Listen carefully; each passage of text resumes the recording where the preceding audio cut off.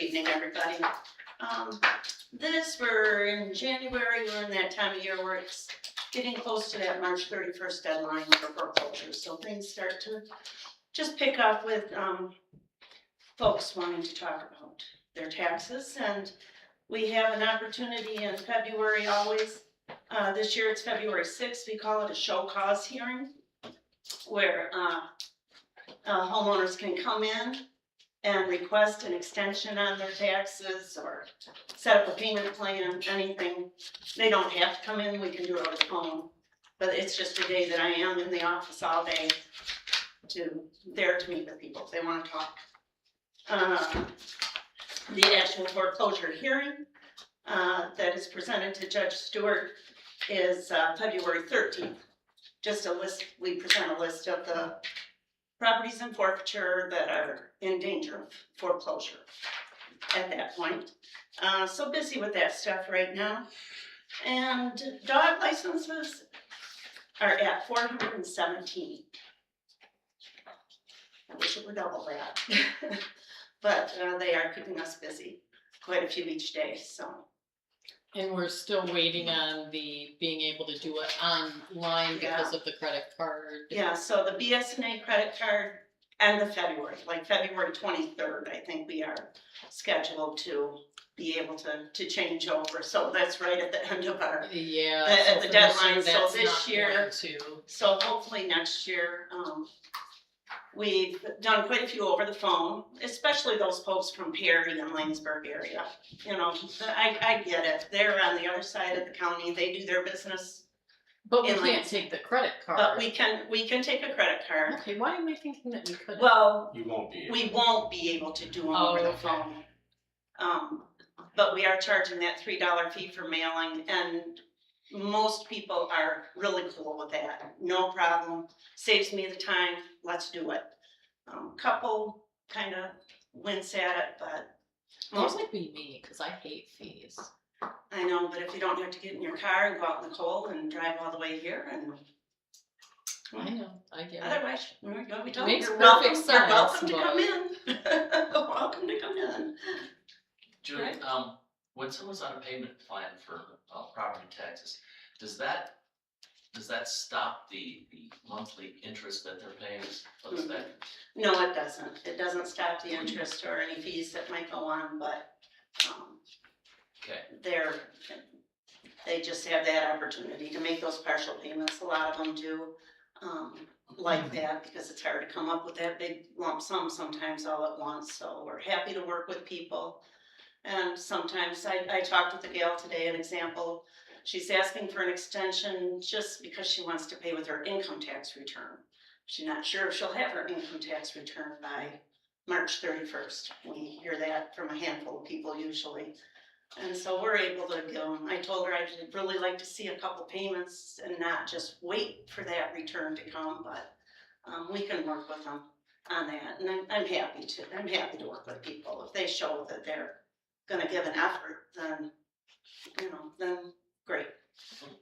I'm afraid this year I have a handful of about 15 houses that were given extensions on their 2022s, and they haven't followed through. So I'm concerned, and I've been trying to place phone calls and trying to notify people. We gotta get serious about it. Well, if they're not serious about it, Julie, it's their house. I don't know. Right. I know. 2022? 2022s. They got an extension on them last year. So last year when they were given that extension, it's like, okay, but you've got to pay the 22s and 23s by March 31st this year. And some of them I haven't seen a lick. Well, so because they didn't get in that situation by being responsible. Right. Finance people, but yeah, so that's kind of the big stuff that's going on in the office right now. Is just a lot of calls or people at the counter and people in that situation. Do you feel like one of those debt collectors? Sometimes, or counselor. That's what you are. Yeah, the counselor talked with a gal earlier, and I could see a man's name on the tax with her, and I said, well, what about so-and-so? Is he still in the picture to help? Oh, we separate our bills. And cut the house in half? Yeah, I It's said, not likely. well, I said, okay. We need to see payments and I always recommend make payments going forward. Don't stop. Don't get the 23s paid for and then think, oh, I'm done until next year. Keep working. Well, again, Keep these working at people them. are homeowners, so they I at know, some I know. point had the wherewithal to like get a mortgage, which is not. Or they inherited the house, or daddy bought it. There's a whole lot of that. It was grandma's house, it was my aunt's house, we see parents who, they'll buy houses for their kids and the kids don't pay it. Oh, I see a lot. Don't tell my kids that. No, yeah, there's a whole lot of that kind of dysfunctional stuff that I would say goes on. Yeah, The life of the county treasurer. it's interesting. Sounds like it. Can you explain the process for filing for an exemption of property taxes due to hardships? Those would be filed with the assessor if they need a poverty exemption or if they qualify for a vet exemption. All of that is filed with their local assessor. And that's year round now. We used to do them at board of review. Well, we still do poverty exemptions at board of review, Right. but. Yeah, but our office doesn't handle any of that. That's all the assessors. So there's nothing in the county that they can come get information out of? CACS, they could go through, to see if there's help there, DHHS, possibly if they need help, if DHS will help if they're in danger, imminent danger of foreclosure. So And they'll, each local municipality should have the paperwork. right, that local assessor would handle that. At the county, we're in the business of collecting revenue, so we're not handing out information or necessarily getting involved in people not paying. And that poverty exemption is now a standardized form. I think that's been a couple of years now. Yeah, it's changed in the last couple of years, but they file it with the assessor and the. Right, and we all use assessor. the same form now. It used to Right. be each municipality could kind of craft their own form. Oh, We still have leeway as far as guidelines, but the form is standardized throughout the state, and that's on the Michigan.gov. So, all right. Well, anything else for Julie? Any finance, relationship questions, anything? right. All right, that brings us to our first agenda item. I would look for a motion to approve resolution number 260101 and renew the contract for 2026 with the surveyor. So moved. I will support that. So very briefly, in 2024, our elected surveyor did not run for re-election. He moved to another location outside of the county. I had no one filed to run for office. The surveyor requires a licensing to be the elected surveyor.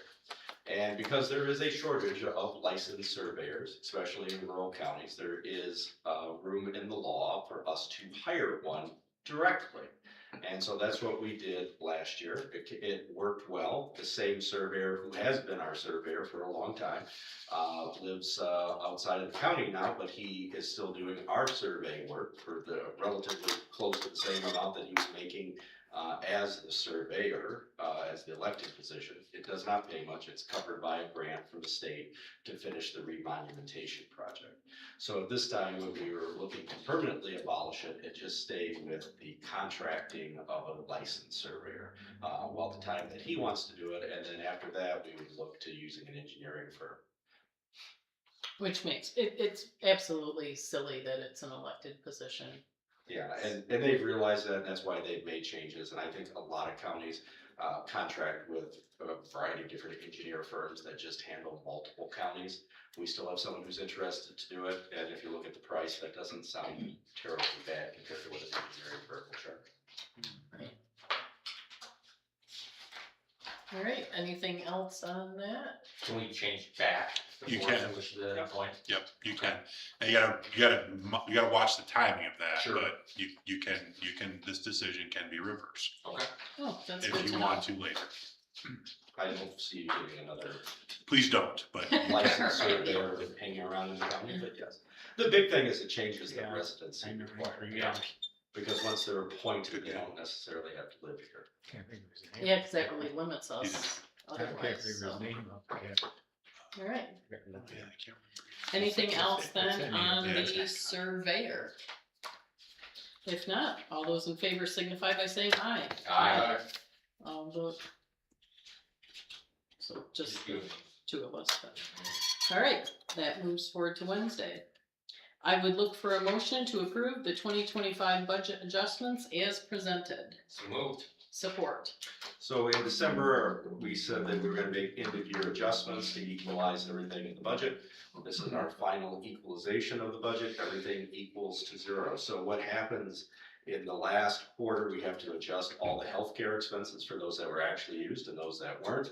Any kind of retirements that happened, planned or unplanned, any other kind of compensated absences that happened or did not happen, supply line adjustments, and then we balance everything back to zero. We will probably have a bit of a savings at the end of the year, but we will not know until we have the final audited numbers, and we'll begin the audit here shortly. Alright, and we're looking to try and get the audit. Done sooner this year. Yeah. It is due to the state on June 30th, but we're gonna try and start it earlier this year, because we ended up kind of late last year, not late. Well, not to- late, but Later than we wanted to start it here, which meant we had to, get a lot more documents around a lot faster. This will start earlier this year. alright, anything else on the budget adjustments? All those in favor signify by saying aye. Aye. All those opposed? That brings us to item C. I would look for a motion to confirm the appointment of Doctors Michael Markey and Christopher Houch as the Shiawassee County Deputy Medical Examiners, in addition to Dr. Ramahan, under the contract between Shiawassee County and University of Michigan Sparrow. So moved. Support. So you appointed Dr. Ramahan a couple months ago, and then we entered into a new contract. There are 2 additional medical examiners who will be working on our caseload, and as part of the requirements, you have to name them. There's no additional cost or anything to it, but for them to be able to sign off on any reports, they have to be named by the board. So then we'll have 3 people that will work on our contract as opposed to just 1, but it's all covered exclusively under the contract. Alright, anything on that? Alright, all those in favor of moving this forward signify by saying aye. Aye. All those opposed the same, and we'll see that Wednesday. I would look for a motion to confirm the chair's recommendation of the following individuals to the following boards. Rich Falerin to the 911 Board, Barry Culham to the Midwest Michigan Trail Authority, and Mark Agnew to the Veterans Advisory Board. So moved. Support. So we have a few openings.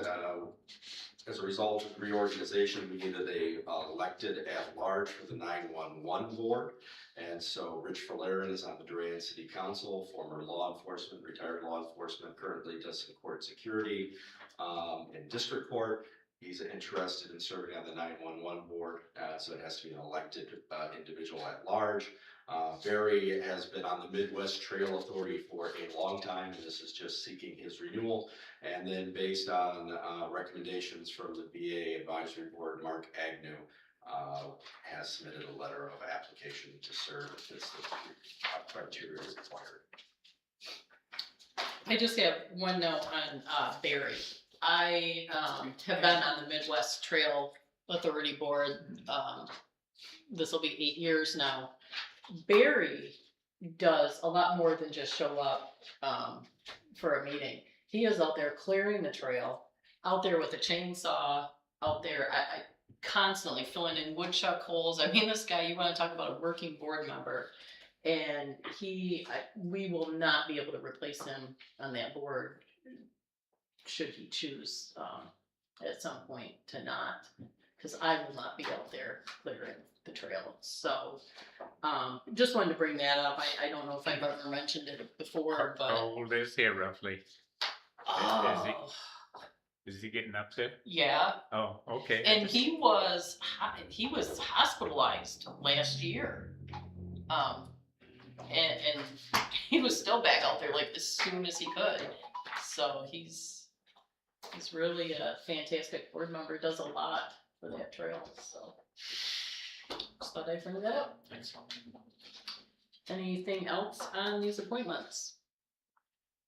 All right, all those in favor signify by saying aye. Aye. All those opposed, nay. We will see that again on Wednesday. I would look for a motion to approve the refilling of the part-time youth center position in family court not to exceed 30 hours a week. So moved. Support. So we have a vacancy due to changing around some people in there, because one had left and we refilled the position and moved them around, and so this is the other position that's now open. There was a full-time position that opened, that part-time person moved to a full-time position, and so now we have a part-time position available. And that's not to exceed 30 hours. And that's still in the basement. That's still in the basement, yeah. It's not always 30 hours a week, it just depends on their schedule, number of kids, and a variety of other things. Yeah. Has anybody ever been over there? I've like peeked in the windows, but I've never actually went in, so. It's not any more cheerful inside than it looks like from the outside. That's kind of what I thought. I was looking at the pay and I'm like, yeah. It's a youth diversionary program, so they have a teacher and they have a teacher assistant, kind of like, and youth coordinator in the basement of district court. The garden. Sounds like Yeah. fun. All right, anything further on that? All right, all those in favor signify by saying aye. Aye. All those opposed, nay. We'll see that again Wednesday, which wraps up our agenda. Second call to the public. I don't really see any public, so we're adjourned. Thank you.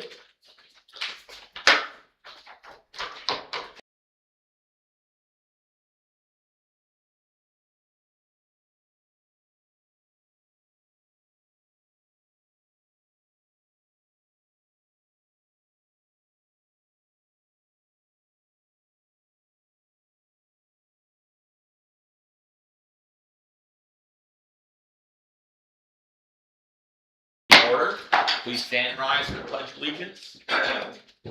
I pledge allegiance to the flag of the United States of America and to the republic for which it stands, one nation, under God, indivisible, with liberty and justice for all.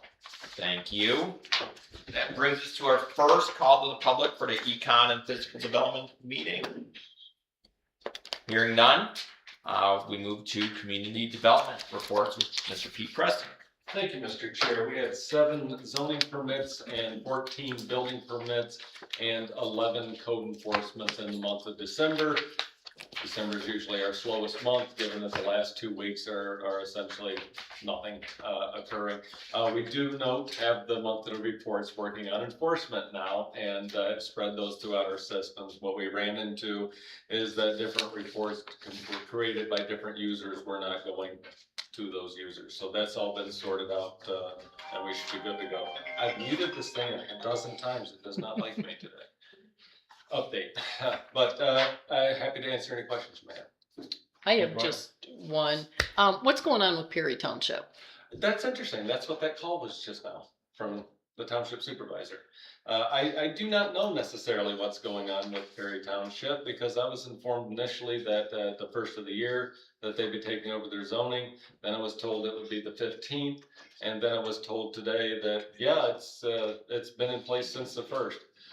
Then I was informed that they're also seeking to do their own building department as well. I do plan on attending the Perry Township Planning Commission or board meeting this week, just to find out exactly what's going on, because we don't want to trip over any lines or jurisdictional lines. So that's kind of where I'm at. Yeah, so will you let us know when Yes. you find out? Because I I've been will. kind of curious about that. Yeah, Mark told me they'd taken it over, the first year. That's what he told me. Do they have an interim zoning ordinance? Huh? They do.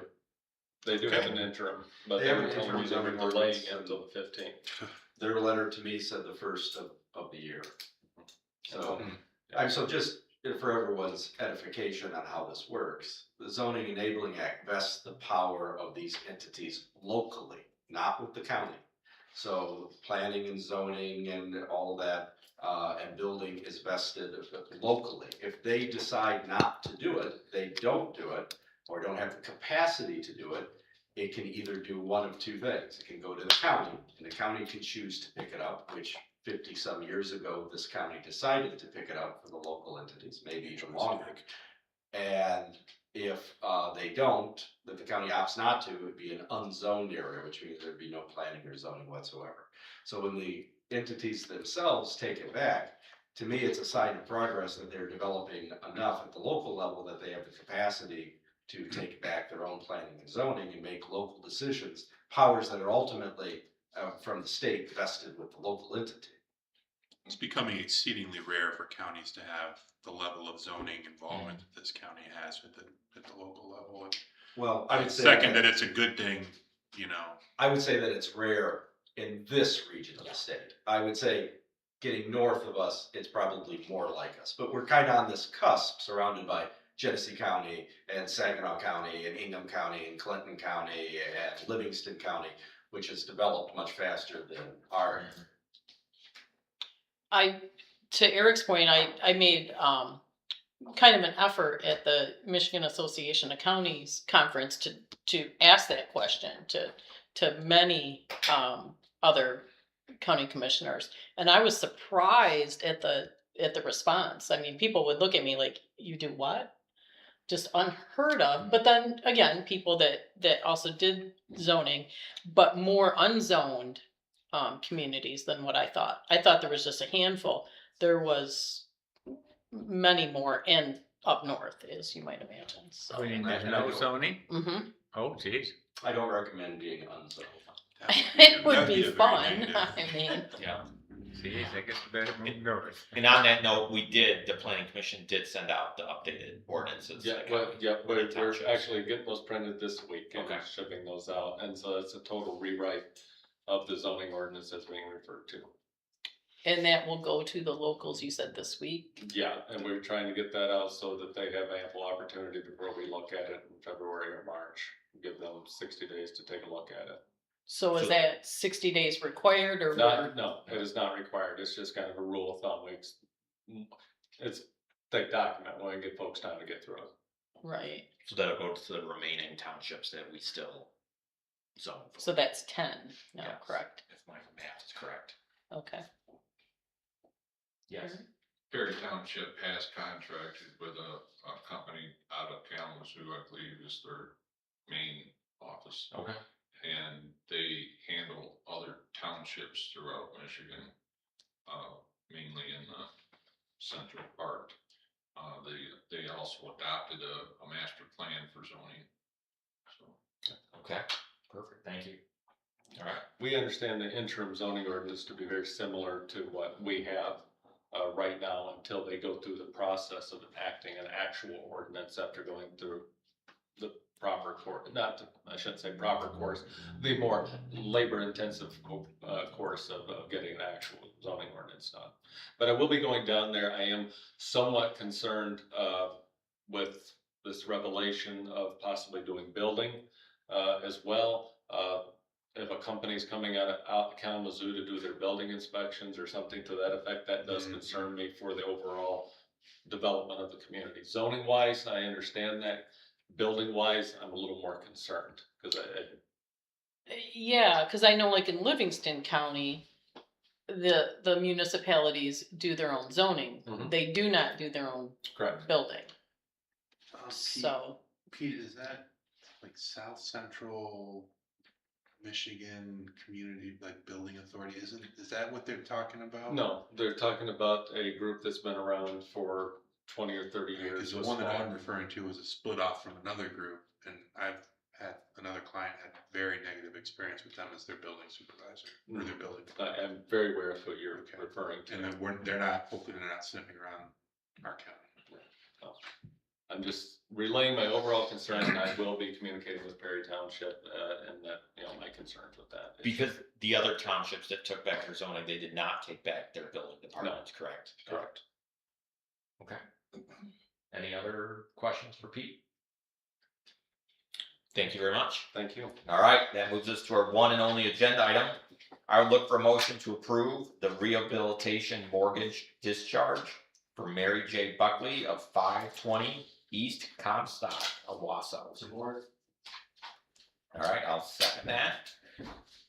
Discussion. Old program finally paid it off. This is just a standard mortgage release as previous. Perfect. All right, Homeowners even further. further discussion. Hearing none, all in favor of moving that to Wednesday, please signify by saying aye. Aye. Those opposed? All right, we'll see that Wednesday. That brings us to our final call to the public. Hearing none, this meeting is adjourned. Thank you very much. There are not any meetings tomorrow. There were any agenda items